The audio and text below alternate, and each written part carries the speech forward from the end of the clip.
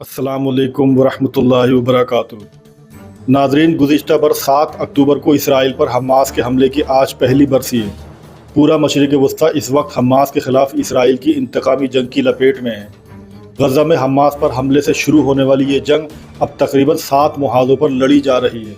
Israel किसी भी कीमत पर अपने दुश्मनों को बख्शने के मूड में नहीं है, लेकिन हिज़्बुल्लाह के सरबराह हसन नसरुल्लाह की शहादत के बाद मुश्तइल ईरान ने भी पीछे न हटने का अज़्म ज़ाहिर किया है।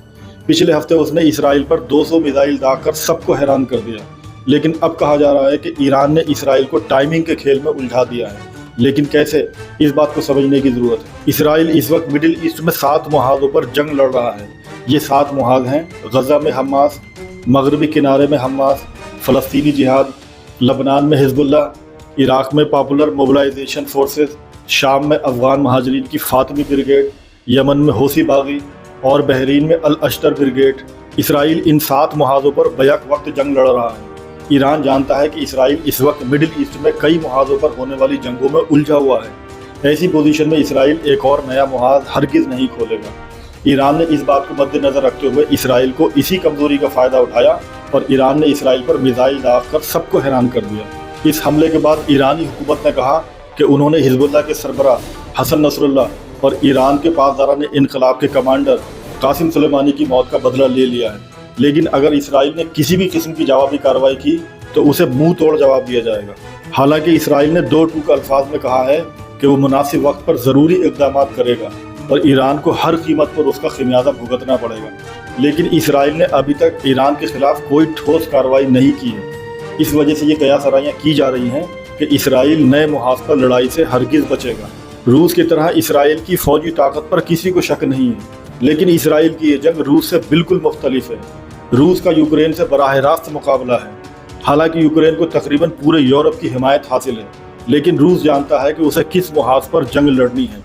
लेकिन इसराइल के साथ मामला बिल्कुल अलग है। इसराइल कई ममालिक के साथ मुख्तलिफ मुहाज़ों पर जंग लड़ रहा है। इसराइल के लिए जंग लंबी होती जा रही है। इसराइल की आवाम में भी खौफ का माहौल है।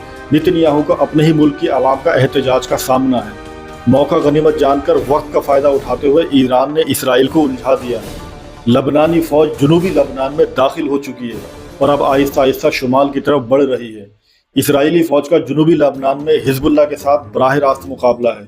हिज़्बुल्लाह की हौसी ताकत हमास और मशरिक़ वस्ता की किसी भी दूसरी अस्करी तंजीम से 4 गुना ज़्यादा ताकत है।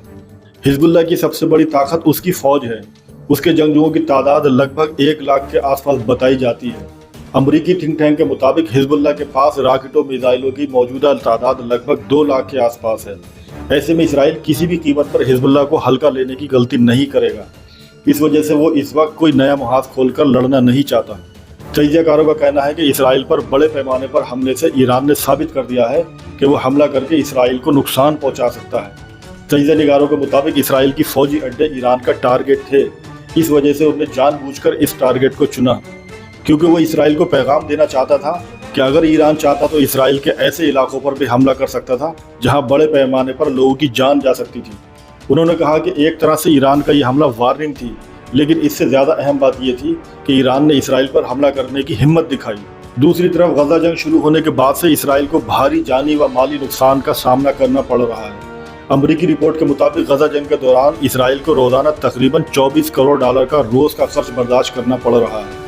इसराइल को टूरिज़्म इंडस्ट्री से 10% रेवेन्यू हासिल होता है, लेकिन जंग के बाद मुल्क में टूरिस्ट न आने की वजह से इस मद में नुकसान होने वाला ये अलग है। गुज़िश्ता साल 7 अक्टूबर के हमलों के बाद से अमेरिका इसराइल को $18 अरब की मदद फराहम कर चुका है।